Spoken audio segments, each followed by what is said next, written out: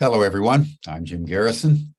I want to welcome you to this session of Humanity Rising as we convene our second of 5 programs on science and consciousness, perhaps the most seminal issue in our world today, as the entire human race grapples with how it changes its consciousness so that it can deal constructively and collectively with challenges that are now so severe that the Secretary General of the United Nations last week said that humanity in the climate change domain alone has opened the gates of hell, such as our disregard for ourselves and our general planetary environment. So how we take on Einstein's challenge that the consciousness that produced the problem can't solve the problem, and use the crises that we face as an opportunity to galvanize and catalyze a whole new level of unitary consciousness with each other and the planetary ecosystem is really the great challenge before humanity. Today, we want to focus on the children and this extraordinary paradox that we're born with the faculties to engage in all kinds of consciousness potentialities. And yet the larger culture doesn't believe that the faculties that children manifest in their natural innocence are really true. And this is, of course, at the heart of the predicament of humanity and why we are teetering on the brink of self-destruction, because the prevailing scientific paradigm denies effectively the reality that children bring into the world with such exuberance and with such animation. And one of the dimensions that we will explore today is how we can empower our children in a scientific reductionist culture to remain steadfast to the natural facilities and intuitive gifts that they naturally possessed. Because if you could imagine a culture that supports and nurtures children as they come into the world to manifest all kinds of consciousness and psychic capacities, we would begin to solve our problems very naturally by simply recognizing that which is natural to all of us. So it's in that spirit I want to welcome you to Humanity Rising and welcome my very good friend and colleague, Peter Merry, who's the managing director of Ubiquity University, as I transitioned back to Washington to work on the UAP, the Unidentified Anomalous Phenomena issue. He's also, from the very beginning, as a co-founder of Ubiquity, our chief innovation officer, and has been really leading the company in all kinds of breakthroughs in consciousness as we've navigated through a very complex world. So Peter, thank you so much, and I turn the program over to you.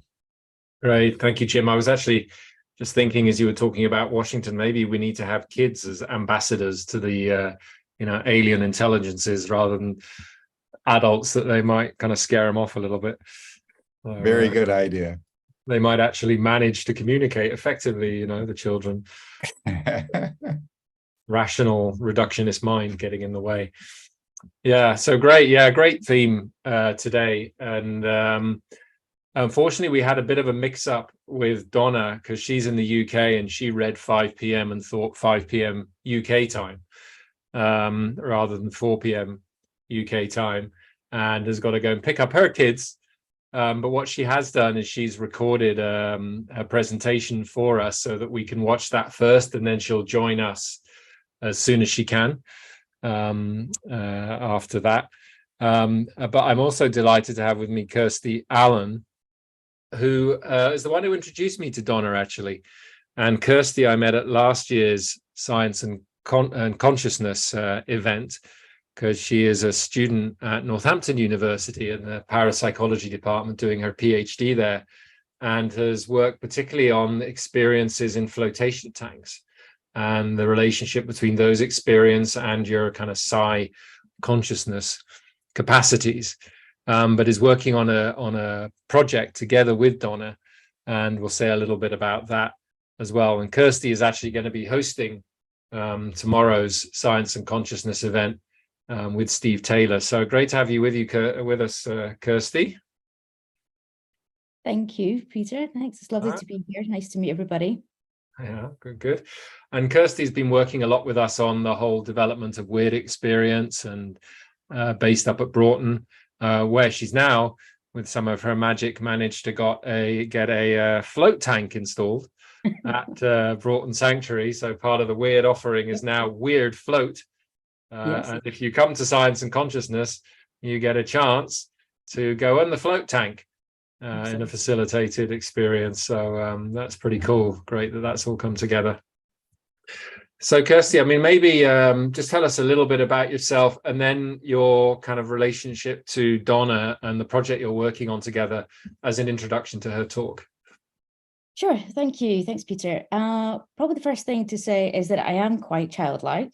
I am 41, but maybe, you might not think that. But that way that I've managed to manifest so much in the past 9 months or 10 months that we've known each other, including the float tank at Broughton, that comes from that kind of space of being very playful and very childlike, and that kind of creating your reality. So perhaps it was just fated, it was weird that Donna would actually recruit me into her research project. And that's how, of course, being the sort of web weaver that I am, I decided that you all needed to meet each other and, see what we could all play with together from there, for the world is a weird playground. So my specialism is psi phenomena, altered states of consciousness. I have 2 children of my own, very young, and they certainly report kind of unusual things, and they frequently give me little clues about the future without even maybe realizing they're doing so. And so being involved with Donna's projects has been fascinating. I'm really excited, really privileged to be involved. I think Donna's work is, I can't imagine anything more worthy. When we look at all of the topics in front of us, from environmentalism to politics to science and health and everything, and where we're looking at consciousness research, helping us to get back to and to understand the essence of who and what we really are. We can't get better guides, we can't get better researchers than children and young people. And being in an era where there's so much talk of inclusion and celebration of people's diverse experiences, anomalous experiences are almost like one of the last taboos, So as was just spoken about, we can imagine a world where actually we begin life and we begin our decision making and our choices from the standpoint of this natural expanded sense of self, this interconnectedness of all life. That time and space doesn't have to be a barrier, and certainly politics doesn't have to be a barrier.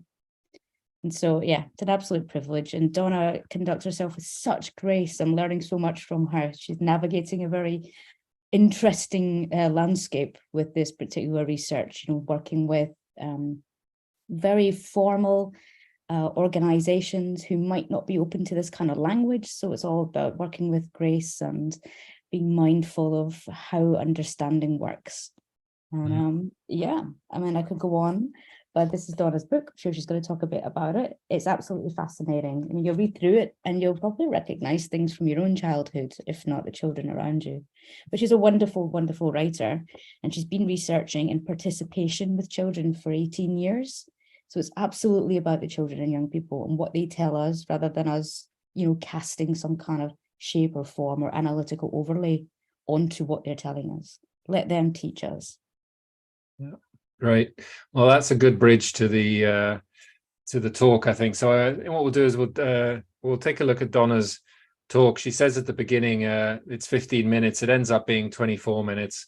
So plenty to say, but very engaging. So we'll get Donna's talk, and then hopefully she'll be able to join us for a bit at the end. So Georg, can you roll it?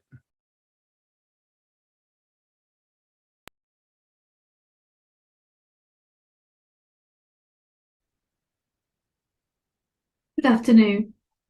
My name's Donna Thomas, and I'm a research fellow at the University of Central Lancashire, which is a place in the northern part of the UK.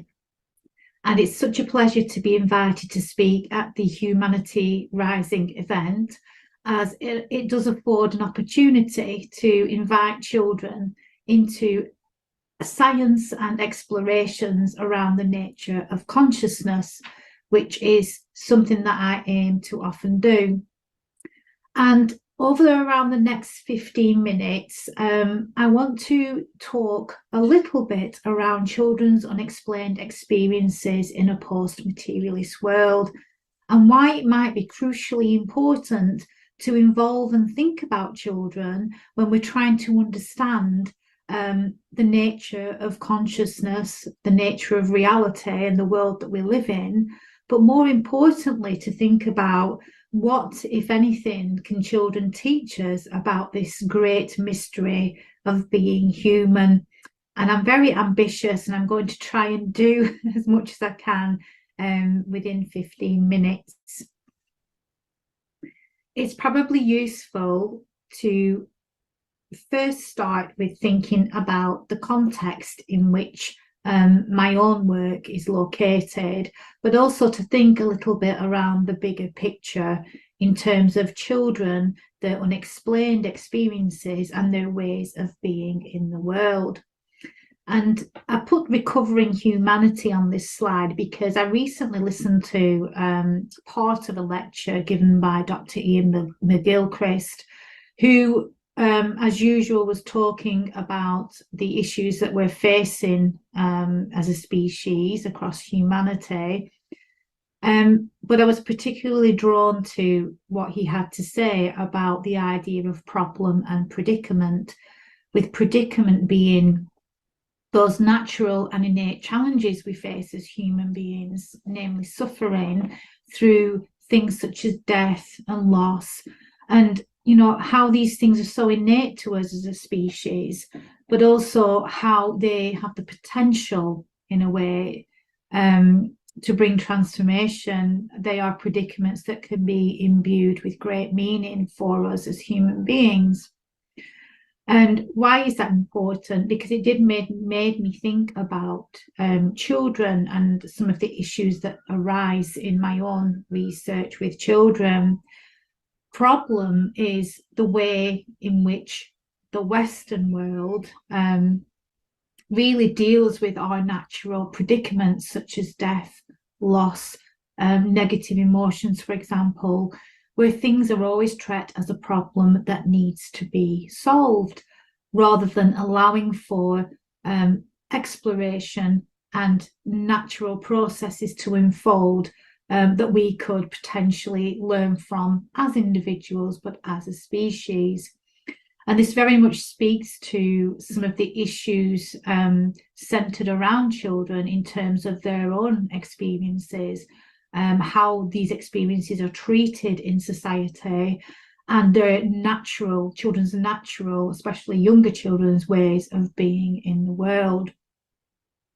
And when we think about the idea of recovery, it gives us a connotation of going back somewhere to retrieve something that may have been lost. And again, children might remind adults in some ways about something very important that we may have lost around connection, wisdom, and our purpose within the world. And ironically, most of late modernity and Western orientated societies are very much premised on a physicalist or materialist paradigm. And within this paradigm, people, children and adults, are often positioned as biological machines, people with a precise center and location, so to speak, which really entails or assumes that we are immediately alone and disconnected, in competition with each other, and so on and so on. But ironically, Western paradigms and Western narratives were not always shaped in this way. They certainly did tell a different story. If we think, for example, about the old religions of Europe, the old European religions, these were ways of seeing the world which understood, for example, the goddess, the great Danu, mother of gods, and embodied the principles of connectivity with each other, but also with the natural world. In a nutshell, in the old European religions and systems, for example, human beings, and in fact all living creatures, were seen as conscious probes of a divine mind at large, so to speak.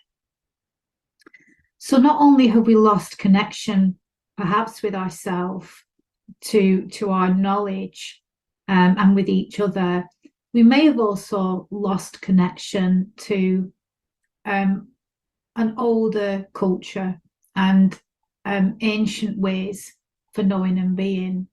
And what's interesting about children is that children still seem to have these principles and are aligned with very similar principles, as we'll see as we go along.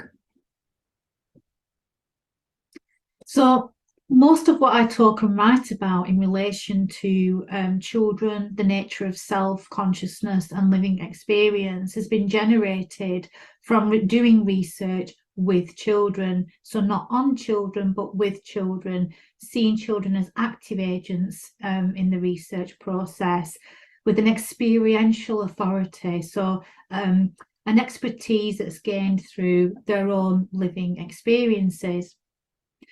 And the research program that I deliver all aim to really explore the nature of self and subjective experiences with children. And why is this important? Well, it's greatly important, especially as in the sciences, and in particular in social science, we often start from an assumption about the nature of self and about what it means to be human. And that assumption entails a materialist flavour again, in the fact that we are all physical, biological and individual, who have some kind of relationship with an external, dead, inert world. And social science can be no different. So when we're researching with people, and in this case children, we naturally start from that assumption without questioning it. So in this research, the assumption becomes the research question, and we pose this question to children: who am I, and what kind of experiences do I have, and what are the nature of them? And these photos are just some examples of some of the research that I've been involved in, and I'm happy to report that Kirsty Allen has joined our team and will be involved in future studies, which is something Kirsty might want to talk about after this short presentation. So research with children is carried out in hospital settings, home settings, outside and in natural environments, in school settings. And they can vary, but they all aim to explore two things primarily. One is how children experience self, or a sense of self and phenomenal consciousness in some of the studies, but also about what we term the unexplained experiences. These are experiences that can go beyond our typical notions of time, space and personhood. They are experiences that can be referred to as paranormal, exceptional, anomalous. But I use the term unexplained as it's kind of a double entendre. So it points to the idea that they are not experiences that are talked about in the everyday, although children do commonly experience these kinds of phenomena. But it also points to a very harsh fact that all subjective experience, whether it's mundane or exceptional, remains unexplained in the materialist paradigm, in the physicalist sciences. Physicalism or a branch of materialism suggests that consciousness or subjective experience somehow magically arises from material brains. So it's an epiphenomena, so to speak, of physicality. But it's not been proven, it's an assumption. And that's why it's really important to involve children in research around consciousness, because children interrogate and challenge that assumption.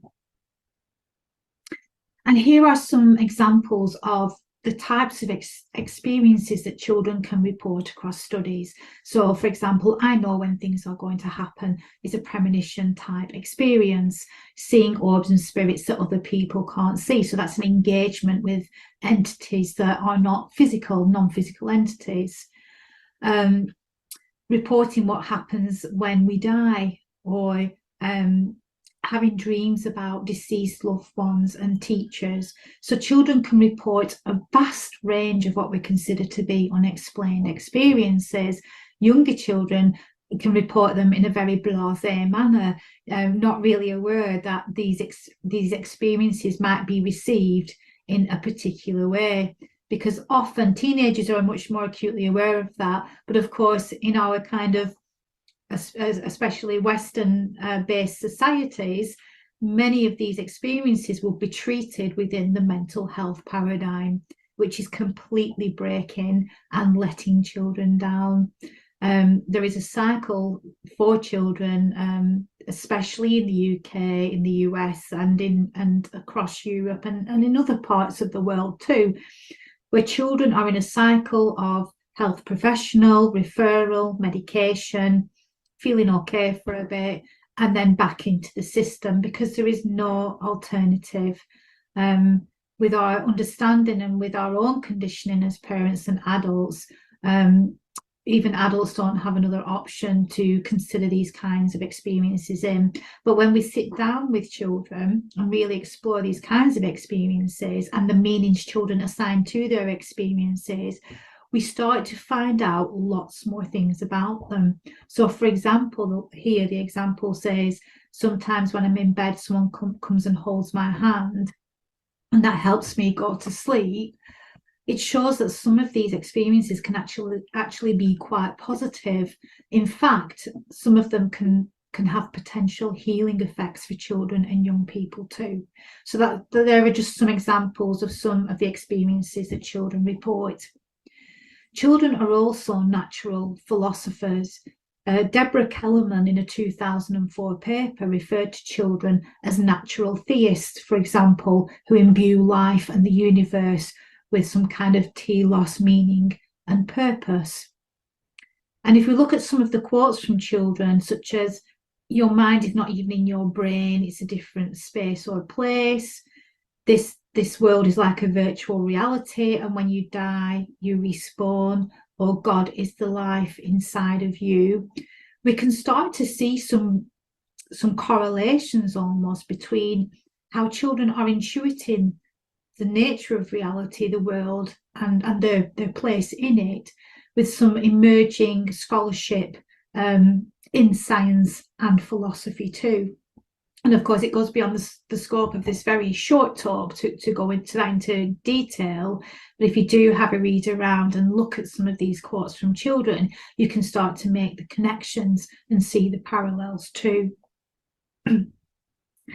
Just to quickly go over this, another aspect of this research with children is really trying to get an understanding of how children experience something we call self. Self is still a mystery. Galen Strawson refers to it as the festival of misunderstandings, because everyone has an idea of self and subjectivity, but no one can quite agree on what that is. But in our research studies, the diagram here shows how children have reported these three different senses of self: conceptual, transpersonal, and then this kind of innate sense of shared subjectivity that's very much like what philosophers can refer to as a field of subjectivity, as the ontic principle, or as the ground of reality. So just quickly, conceptual identity is a reference made to our story selves, to that idea of personhood, to that entity that we do identify with for 90% of the time. And when children start to describe experiences such as telepathy, for example, that those experiences that make us feel very much connected to another person or animal, in the case of children, they move into what we refer to as the transpersonal identity, the transpersonal sense of I.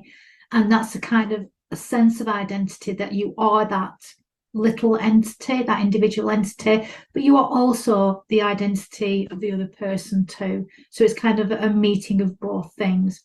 And I just thought that was really interesting to put on, just to show how children are really pointing to that, but also how that really contradicts the mainstream notions about self and being a human being in the world.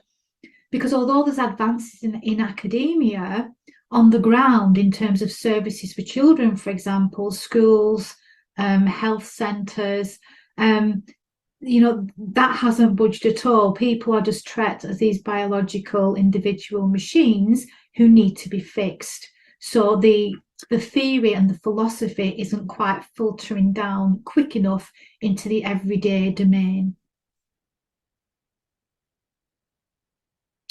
So research with children really interrogates these mainstream physicalist, materialist ideas of the world that all our social systems and institutions are rooted in and built from.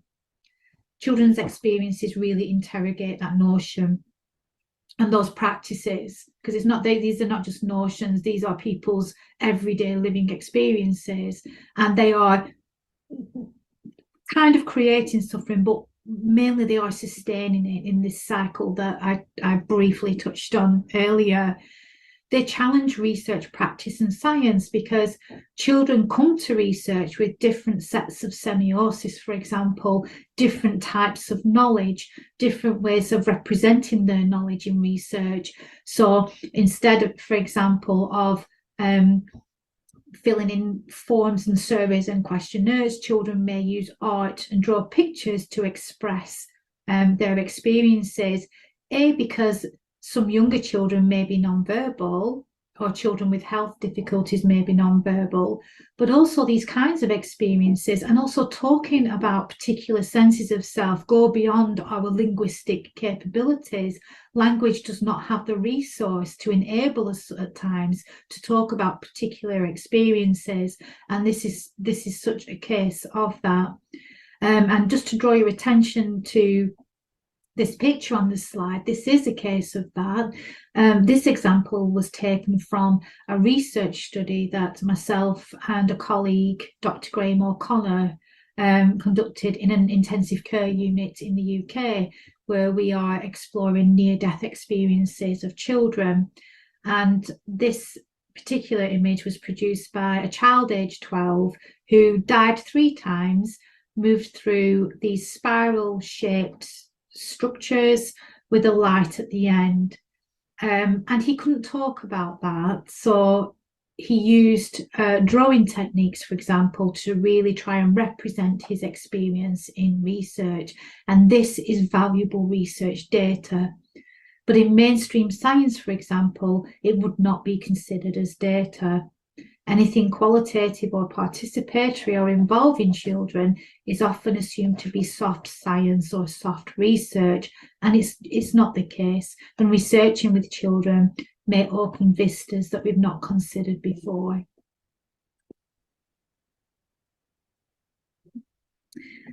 So just going back to the earlier slide, when I mentioned that children's philosophizing and intuitions about the nature of reality and the world can sometimes correlate with these new emerging ideas in science and philosophy that really go under an umbrella of something called post-materialism. And it's post-materialism because it's really interrogating and moving beyond our mainstream and hegemonic materialist idea of the world. And again, it goes beyond the scope of this very short presentation to offer you some examples of the scientists and the models and the areas of work that are emerging that are going to be crucially important for social transformation.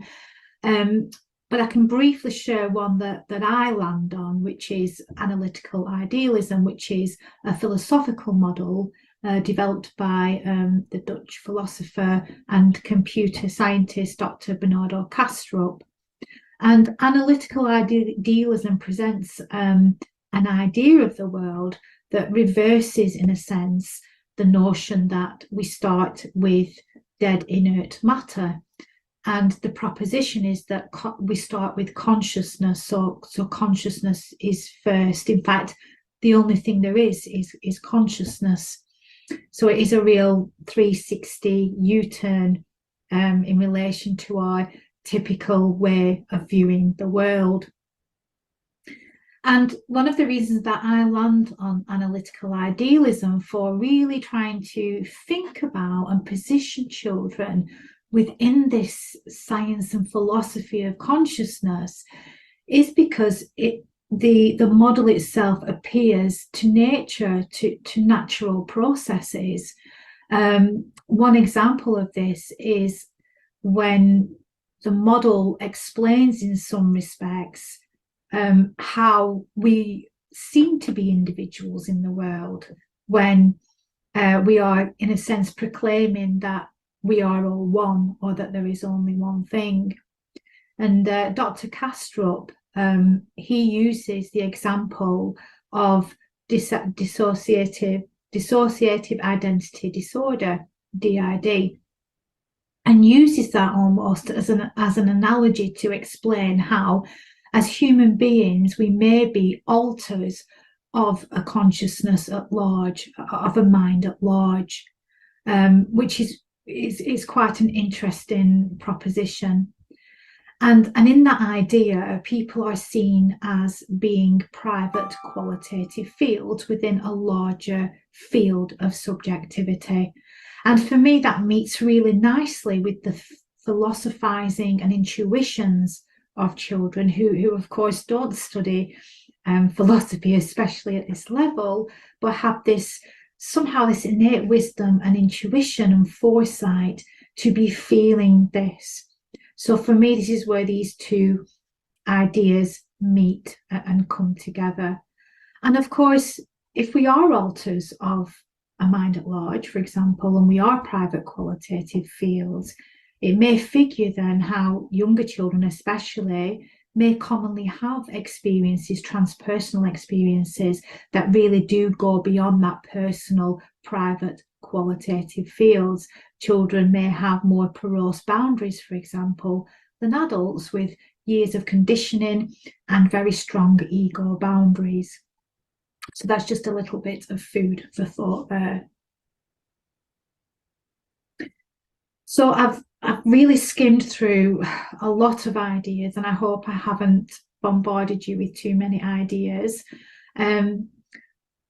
All the ideas and more that I have touched on in this presentation are explained and discussed in much more detail in my book that came out in July of this year, 2023, Children's Unexplained Experiences in a Post-Materialist World. And I just want to finish the presentation with a quote from the foreword that was kindly written by Dr. Bernardo Kastrup, because I think it really encapsulates part of what I'm trying to get through in this very short talk. Children are still close in time and experience to the source of life and reality. They can still feel through their roots, which are sunk deep into the warm and moist ground of being. Thank you very much for listening.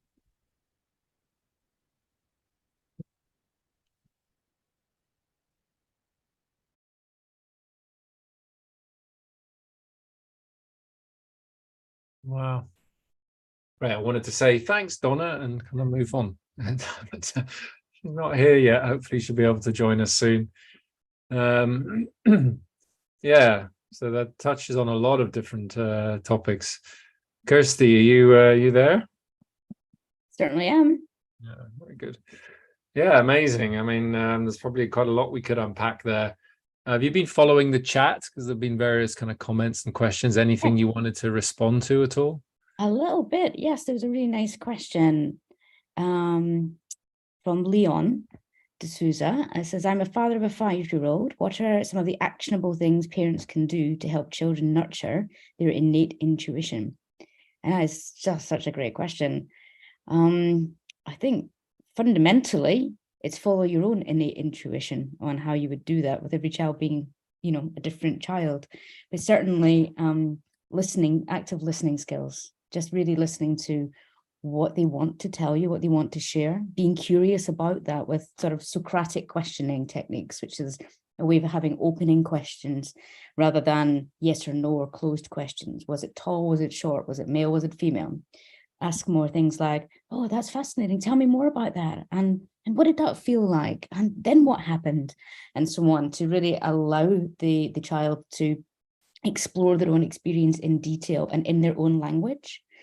And then, of course, techniques such as mindfulness, we want to call it, just identifying sensory experiences and being used to noticing them, so that we don't, have that experience, as most of us have done, or gradually losing them over time. So that being in the moment and really being absorbed, because absorption is a bit of an indicator for, exceptional experience as well. Allowing them to be absorbed in the experience at the time and also afterwards, to give you all that detail and to be curious about it. And perhaps even sharing your own experiences as well, and not having the answers to everything. I think as adults, we have a tendency to want to answer everything and to, to be the authority on all of these big questions and the little questions. And then, of course, after about the 15th why, we can get a bit ratty and maybe we become a bit less nurturing, a bit less helpful. And that comes from that place we've been conditioned in, where, we feel maybe a bit silly or a bit exposed if we don't have the answers that a 4-year-old is seeking. So it's about turning that around and actually going with the 4-year-old and saying, well, what do you think? That's an interesting question. I don't know the answer to that. Lots of people have different ideas. Maybe no one knows. What do you think?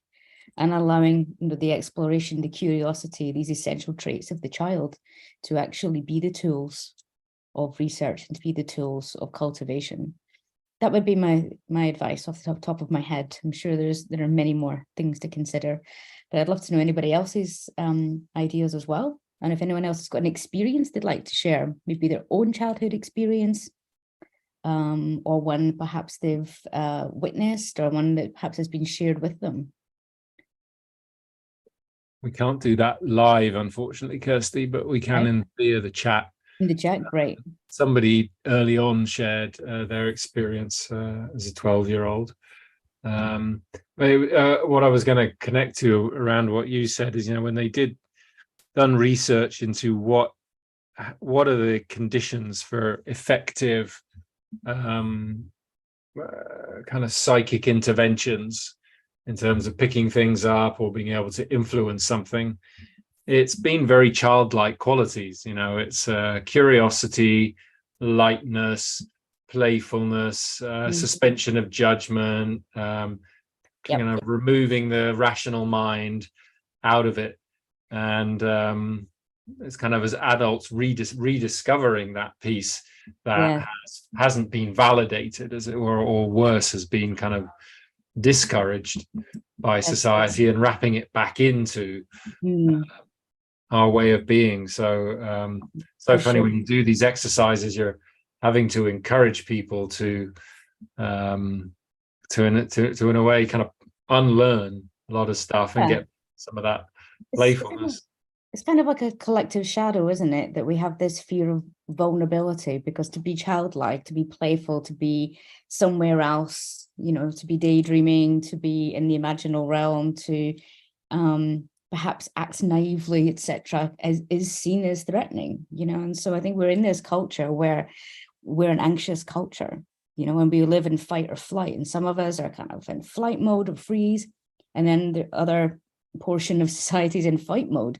And we can see how this has manifested the world that we're currently in. But to get back to that place of actually it's okay to be vulnerable, this is how we live and how we grow, perhaps is the biggest challenge. And giving people permission to do that is where I see all of our collective research and our practices coming to the fore. Yeah. On Thursday, I'm going to talk a little bit about the kind of developmental aspect of our relationship to this kind of thing and nonlinear time. From my PhD research in evolution theory, it was pretty clear what emerged from that was how, as society, Western society, or industrialized society, rather than transcending and including a certain phase in our development, which would be healthy, we transcended and repressed. And it was really that pre-rational kind of instinctive way of being that was our experience of interconnectedness. Not that we sat around talking about it, but just being part of it. Our relationship to the earth, particularly to the feminine as well, and the relationship to the body, and it's the same. It mirrors it, that childhood phase. And just in our collective development, we somehow kind of, when that sense of separate self emerged, we weren't able to, in the West anyway, transcend and wrap back in that interconnectedness. We kind of transcended and pushed it away, and since then have been fearful of it. Like you're saying, it's like some kind of trauma, that separation that we've had, and the last thing we want to do is go and explore it, because all the pain of the separation and the split comes out of that. So part of that, it's very close. It feels this kind of exploration of the child in ourselves with our reconnection to Earth, and the remembering that we are actually the Earth, rather than something separate from it. Yeah, so fascinating to witness just in culture, like almost in a cyclical way, and if we look at our most recent times over the past couple of 100 years, where we've had the rise of materialism and this incredibly logical, rational, so-called scientific way of, understanding the world.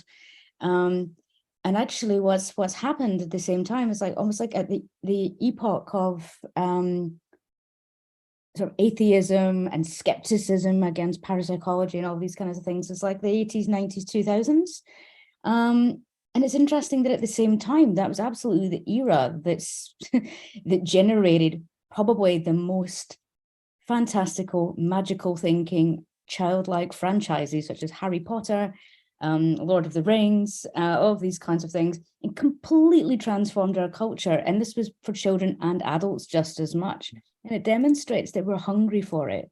And no matter how much we try to repress the magic, it's always going to find a way to express itself. And it's no surprise, thinking about Ian McGilchrist's work, that it would come out in the arts, that would come out in this more perhaps feminine sort of way of playing with ideas, of drawing upon history and retelling these stories of old again and again about the magical child who would save the world. And perhaps that's what we're all hoping for. And perhaps the despair that so many experience in the world right now is because they've suppressed the magical child and they don't think there is hope. Yeah. So that's a good reason to get back to play, isn't it? Playing in the garden, absolutely. One of the most interesting things I've noticed about what children seem to say is that they touch on embodiment, quite a lot. They're very descriptive in things. They don't come out and say, "Oh, I had a precognitive dream." They won't talk about it like that. So, and mostly, but they'll talk about, this interesting imagery, but then they'll talk about how things made them feel. So maybe they have something that we would call an out-of-body experience. Maybe they don't call it that, or autoscopy. They call it, "Oh, I felt really weightless, and then I was all floaty." Or maybe they have an experience of otherness, where they're feeling held, or they have an experience of something what we might think of as interdimensional, where they're feeling pulled. So they really talk about these experiences from this descriptive language of how it felt in the body. And again, it's like in our society, we've come so far away of the body having any wisdom. We're so cognicentric that we think, well, if we can't rationalize it and think it can't have value. Yeah. But it's so important to get back in the body and allow the body of the wisdom to tell us what's going on. Yeah, June mentions, says in the chat, her mother died before my daughter was born. And one day when she saw a photo of my mother, a daughter said, "That's the lady I go flying with at night." So Wow. there's the out of body experience, right? Yeah. And go flying with. That's lovely. Yeah. So just looking at Ian's comment here, it says, I had an experience when I was around 12, was on a rugby pitch in the middle of a game. Everything stopped and I became aware of the connections between everything. These days it would be described as an expanded consciousness experience or similar. In those days, the mid-60s, it was felt that there was something wrong with me. Except for one person who said that in many indigenous cultures, it would be a signal for a vision quest. 50 years later, I did my vision quest up in the mountains of Utah. That person was right, and he was my father. What a wonderful story, Ian. I think you need to write that up and tell us all about your vision quest. I think that's, wow, so much learning that we can all have from that. And as, I mean, Don and I are also working with this chap in Brazil, called Mateus Martinez, and that's kind of his area, because he's looking at these more indigenous other sorts of cultures where things like mediumship are quite normal for children. And it's not the sort of thing that we would maybe talk about here in the UK as being a sort of quote unquote normal part of culture, but in other places it is, and it takes lots of different forms. And it's really important that we consider these other ways of knowing, these other perspectives as well as perceptions, and to try and understand things in the language of the people who are telling you the story, as opposed to our translation of it. So there's a lot to be said about considering culture, and that actually forms one of the biggest aspects of the current research project that I'm working with on Donna too. Some really fascinating stories from all different kind of areas. And I've been speaking with the farming community, and that's fascinating. One of my favorite stories so far is all about an unwilling tractor that would not be stolen. It seemed to have sudden PK stubborn powers. So there's all sorts of fun and interesting things to be had from maybe the most unexpected places. And what have you, just it'd be interesting to hear a little bit more about what you've heard from the researchers in Brazil about how indigenous cultures raise the children differently. And somebody actually says, Catherine was saying there was a period in the UN where they did research on different child raising practices in cultures worldwide. That would be fascinating to see. Well, what have you learned from the research with Brazil? Well, certainly Matthias has just begun his research, and Donna is assisting on that, and she might be able to answer that better because she's going to join us in a second. Oh, great. She's on her way in, so I'll leave that one for her. But yeah, culture is such a super important part, because not only are we, perhaps talking about the same sorts of phenomena, but through these different lenses, by looking through these different lenses, we're going to get a far clearer picture of what it is that we all share and what it is that we have in common, because we're so bound by language. Language is so loaded. So having this kind of,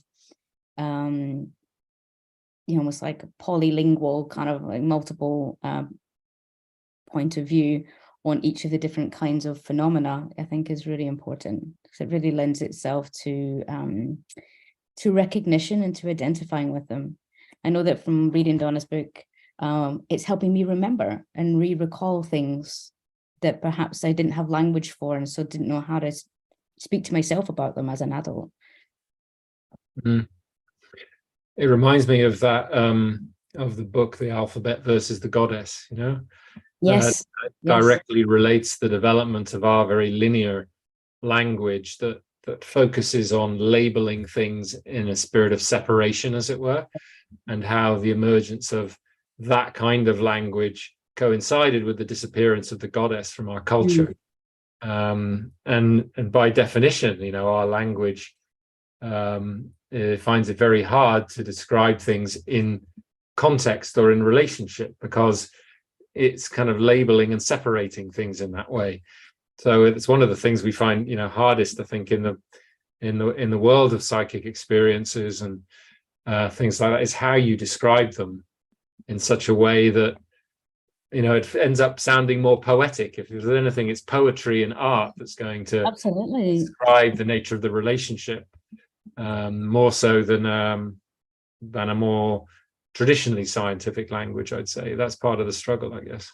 Yeah, absolutely. It's getting the balance, isn't it, between the numbers, the words, and then also getting away from prosaic language, because prosaic language cannot express meaning. You know, it can express information, but it cannot express meaning. I mean, how you're doing your PhD in that whole area, how are you managing to bridge kind of academic language and writing with the kind of experiences people must be having in the float tanks? I have a very, very patient supervisory team, so I've been sending them lots of drafts with the caveat of this will make sense at one point. Imagine you're on a Wurlitzer of information. You know, that's kind of how I'm going about it.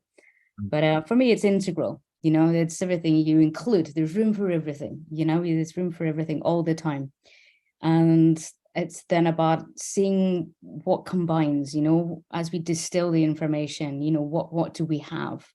What are the layers of meaning that come with it? For me, liminality is a really important topic. And I find that with children, although they don't use maybe that term, they often are describing these kind of places, spaces, in betweens, these people who aren't people, these is there, is not there. It's all the kind of this and, you know, and it's the threshold points of where experiences seem to occur. It's the threshold points and states of consciousness. So it's probably no surprise that a lot of these things happen maybe when in sleep or in hypnagogia, or perhaps in hospital situations, perhaps when there's been the life and death experiences. This liminality seems to be far more natural for children, and some of us as adults are more transliminal than others. You know, and that comes with seemingly linked to the trait of sensitivity, which almost like encapsulates all those things you said before, Peter, about being open to experience, about being creative, about having this different way of thinking and being poetic. That comes far more naturally to those types of people. And of course, children are very sensitive. Hooray, there's Donna. Hi, can you hear me? We can. Great, you can Lovely. join us. Fantastic. I've watched your talk, and there's been lots and lots of comments and discussion in the chat, and Kirsty and I have been riffing a bit off the back of that. Thank you. Yeah, great to have you with us. Well, people, there's a chance Donna's with us, so if you got specific questions to her about, you know, the things she shared or her work, feel free to drop them in the chat. One of the things I was wondering, Donna, is actually was a point I was making earlier, and I just wanted your read on it, which is when I was doing my PhD research, I was focused more on the kind of part of it was the trauma of humanity's separation with the pre-rational kind of instinctive sense of interconnectedness that we had with the earth, with each other, that in a healthy development we would have transcended but wrapped back in as the sense of separate self emerged, but we somehow transcended and managed to repress in the Western industrial civilization. It was coming to me as listening to you and to Kirsty that seems to be very close, and developmentally it's close to the kind of childlike stages of development that people go through, that we've kind of cut or split off that piece as well, and I would suggest collectively have a pretty major trauma around it, and that, you know, it will find it very hard to be able to access the kind of, let's say, trans-rational intelligences that we need to move forward if we don't heal that split.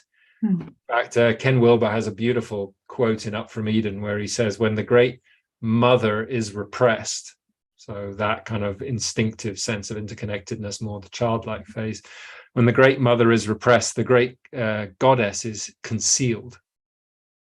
So we don't get access to the kind of subtle energy information fields as long as we're repressing that kind of pre-rational state of being. And so I just wanted to check, is that something you recognize is the parallel between the kind of relationship to the earth, to the feminine, to the body, close to the relationship to that childlike state?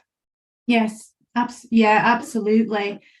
Just a couple of things to pick up on there, Peter. So It's interesting that you mentioned Ken Wilber. In his earlier writings, I'm stressing his earlier writings, he talks about children being in this kind of chthonic state, so that pre-logical, pre-egotistical, and it kind of posited that that was slightly different from an adult who was in a transcendental state, for example. And I think that's obviously that was in the 80s, and that idea has been refined quite a lot now to the idea that are they necessarily two different states? Do they not share the same kind of ontological principle, being this kind of pure consciousness, if you like, that kind of untouched consciousness? So it's not that children are in this kind of state becoming adult again, because it kind of comes back to that idea. But transcendence might be a remembering of sorts, only with maybe an awareness and an appreciation of that we may not have as a young child, because it's so taken for granted. In terms of the feminist principles, it made me think also about how we research with children and their semiosis, their kind of language, their languaging, if you like, because the feminine is often almost always associated in research, in language, in logic, as that creative, that spontaneous, it's that spontaneity, it's kind of the irrational. And when you're researching with children, how they represent their experiences is very similar to what they call feminist writing, for example. They call it the schizoid, because it's kind of so unpredictable and so unknowable at times, unless you've fallen into that space. So for me, absolutely, I think there are parallels. I think we have to make careful distinctions between childishness and childlikeness. I think there is a kind of a tendency. We can often talk about, for example, dictators or very awful leaders as being childish, and it can get confused, if you like. So childishness has very negative connotations, where childlikeness, I think, is more open and positive to those possibilities of that return. I think of it as kind of a sort of return. Yeah, I mean, it feels to me like it's a kind of an integration of something, a reintegration of something that is in us but split off, almost like a kind of psychological development where we split off part of ourselves. It feels like we've done that collectively, and if we hadn't done that, if we hadn't forgotten that actually we are the earth, for example, and you and I and all of us here are the earth, chatting to each other. If we hadn't forgotten that, we'd never been able to do what we've done to the earth. Or to each other. So there's been a discussion in the chat, is it a going back or is it not a going back? Feels to me there is a revisiting of a split, of a separation, and a reintegration, like a healing of that pre-rational being that we were, when we grew up, so that it kind of provides a place to rest in, and provides context for the rational mind, but where the foundation is a foundation of deep interconnectedness and the playfulness, and the rational mind, it's like the master in his emissary, right? So the rational mind should be the emissary, and the kind of that intuitive knowing, or that coming from that place of interconnectedness, should be what's leading ultimately. And then we go through, we go through the rational as we get the sense of separate self, and then into the trans-rational, where we kind of wrap it all around again. And I guess the distinction between the child and the trans-rational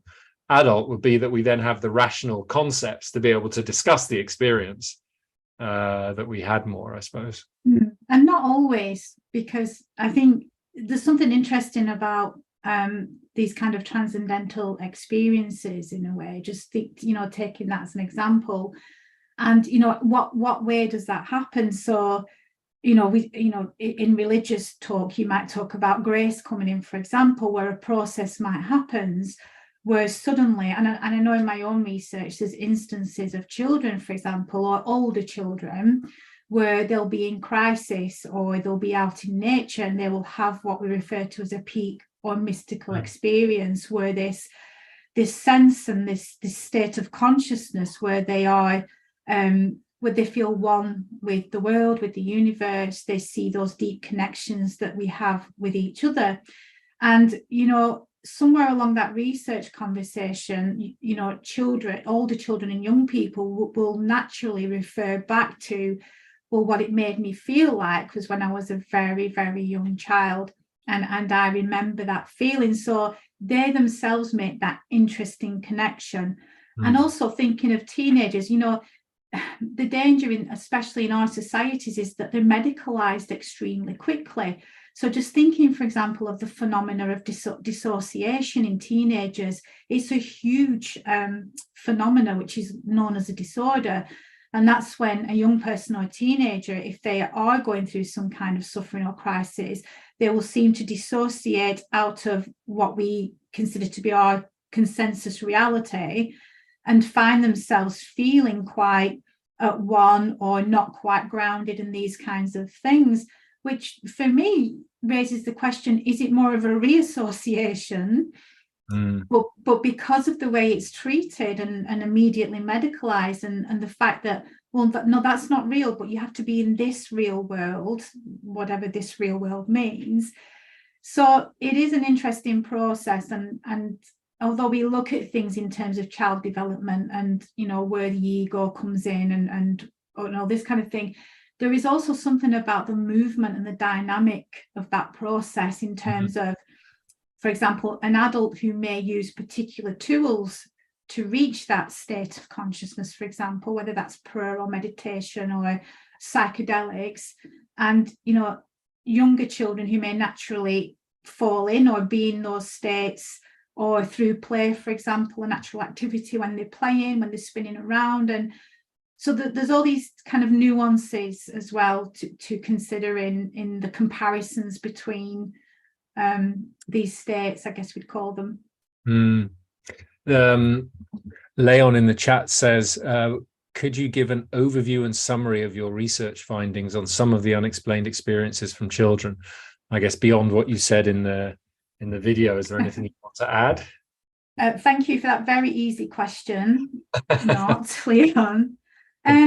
It's hard to, I will try. That we have 10 studies, for example, now, and they are all in different contexts and they are kind of looking at different things. Again, some of them are quite nuanced. So I can only give headlines, if that's okay, Leon. I think that what the research shows is that unexplained phenomena is extremely common across the childhood populations. I think more so than we realise. And it's interesting because in the mental health literature now, there is something called, for example, psychotic-like experiences. That's a label now for research that they're doing in childhood populations and some adult populations, where they're researching with non-clinical groups and discovering that they're having these, what they call psychotic-like experiences, but what we might call unexplained experiences. So what we're discovering is that the boundaries are really blurred between what we would consider mental health disorders in children and these kind of natural different varieties of unexplained experiences. Children report an awful lot of out-of-body experiences. That comes up as one of the highest incidences in terms of experiences. I'm trying to think of this is a really difficult question now. You've really made me think and put me on the spot. We're doing a study in a hospital in London at the moment that shows children do have near-death experiences that are quite similar to adults, but also differ in the sense that they are much simpler, and children seem to fall more easily into kind of not a void space, but a loving darkness.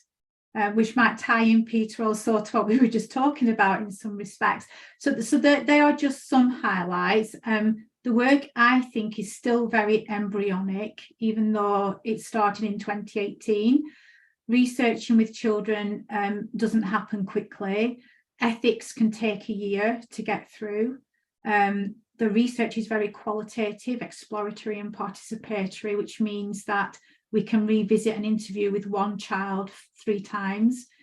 So, you know, they do take quite a long time. So I still feel it's embryonic, and I think we've so much more to learn. And we've been looking at states of consciousness as well. So how children might report more unexplained experiences after video gameplay, for example, which is really interesting, or after playing outside or playing games. So we're just at the minute starting to explore if there are anything of interest, any correlations between states of consciousness and these experiences too. Wow, cool. Somebody earlier on in the chat was talking about their experience of their child who then at a certain point, you know, was having a lot of these experiences, and then at a certain point, I think as they started to get into their teens, started, you know, to lose them. Do you notice there's a kind of phase when the experiences, maybe, I don't know whether, well, this would be interesting for you to answer, like, do the experiences stop, or do they just filter them out because of the, you know, predominance that the rational analytical mind is given in our schools and culture? Have you found anything around that? What we're finding is that teenagers can have just as many unexplained experiences. I think the biggest factor is the stereotyping, and that they are very much aware that, I mean, we have quotes where young people and teenagers say, well, if I tell my friends or if I tell my family, they say I've got schizophrenia. So immediately they're very aware of that potential for being diagnosed, which, you know, is very sad. And I think it's something that we really have to tackle at the moment. And I think that's why this research is really important. Again, I think there is potentially, if we're looking at the links between states of consciousness and, you know, what kind of activities may induce, for example, a state of consciousness that might be conducive to maybe having a wider perception of things, really, that we don't really or we're not aware of, for example, in our everyday lives. And again, video gaming could be one of these things. There are there's something like 88% of I think it was children aged between 8 and 12 in the US in a survey in 2012. It was a really high percentage who are on cyber landscapes frequently throughout the day. And I suspect there is a link. Again, we don't have enough research at the moment. I think it's something myself and Kirsty will be working on as we're going along. So I don't think that there's a huge difference. I think one of the differences is it's very natural for younger children. They're very blasé, they're very matter of fact. They're very, there was a lady in my bedroom last night and kind of shrug it off and then go to the next thing. But yeah, there is what develops is that conscious awareness of, I shouldn't be talking about this anymore. I'm not allowed to have an imaginary friend anymore. And yeah. Great. One of the things Kirsty touched on that I'd love you, if you have any more insights on this, was some of the research you were doing together with a Brazilian researcher, also into different ways that children are brought up in different cultural contexts, particularly in the indigenous context, where maybe this kind of experience is seen more as normal. Love to hear a little bit about that, what you're discovering there. Yeah, well, we're just starting this study actually, and myself and Kirsty and David Luke as well are working on a study that really wants to try and identify what the cultural and social and religious as well influences may be, not just on the meanings children are assigning to their experiences, but also whether how they're responded to in any way contributes to any kind of suffering or any kind of transformation. So it's essentially looking at those socio-cultural, religious influences around these experiences, because it's something we haven't done an awful lot of yet. And it's about also involving children from various cultural backgrounds. A lot of our research is not very equitable in terms of representation across cultures at the moment. We do know from anthropological research that, for example, if a child in an Indigenous community in a non-Western society hears voices, for example, the community and tribe will come around that child and support and mentor that child. And 9 times out of 10, that child can have a position in that society of very high standing, whether it's the shaman or...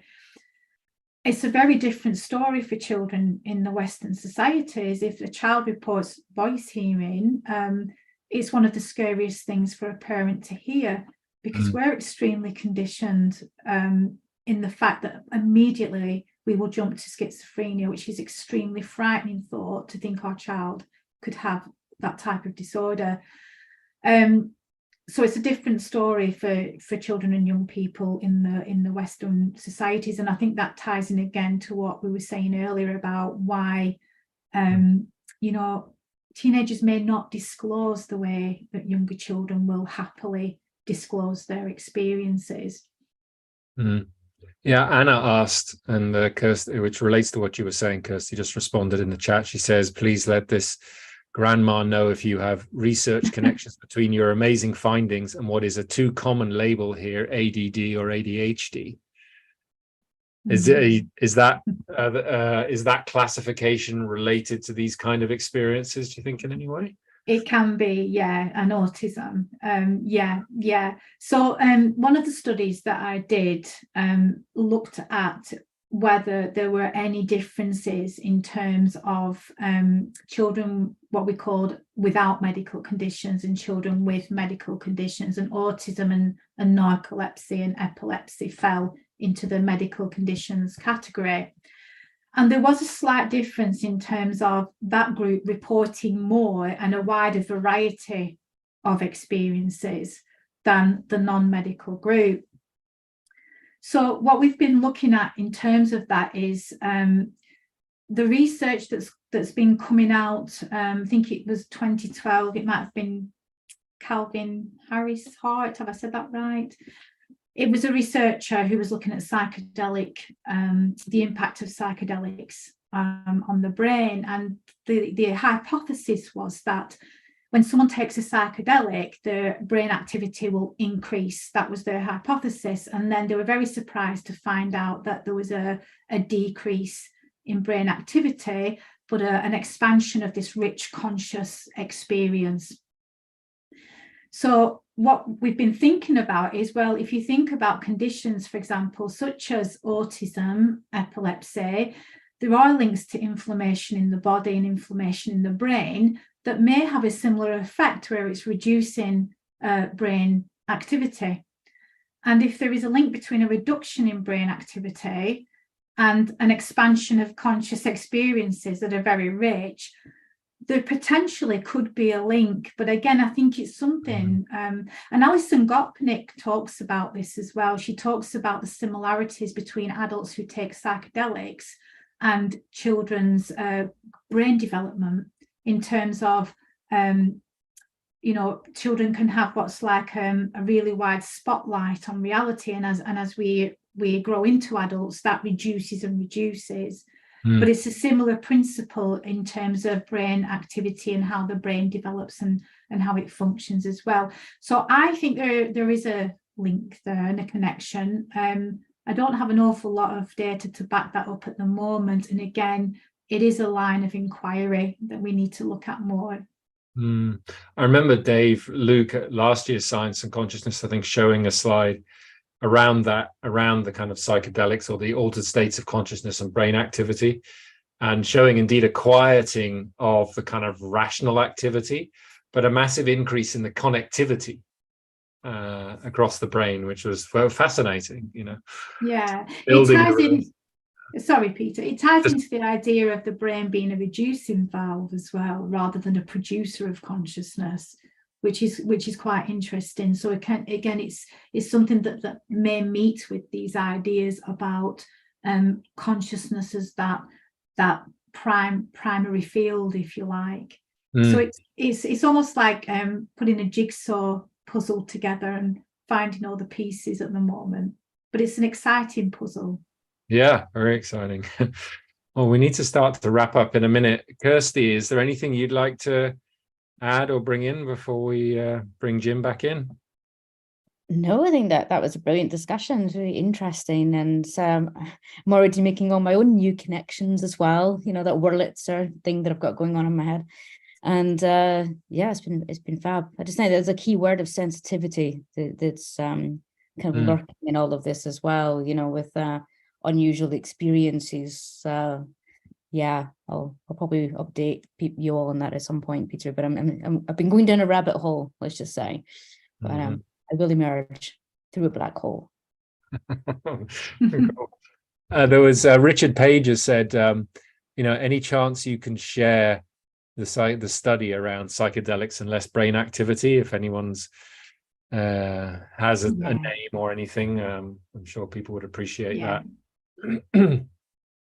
And just to let everybody know, Donna, of course, and Kirsty will be at Science and Consciousness at Broughton in Yorkshire, 19th to 23rd of November. So do join us there, because it's, as you know, the presentations are one thing, but it's the spaces in between where we get to have the conversations over lunch or dinner or over the fire pit with the big fire in the middle of the autumn. That the great things happen. So there is running this week.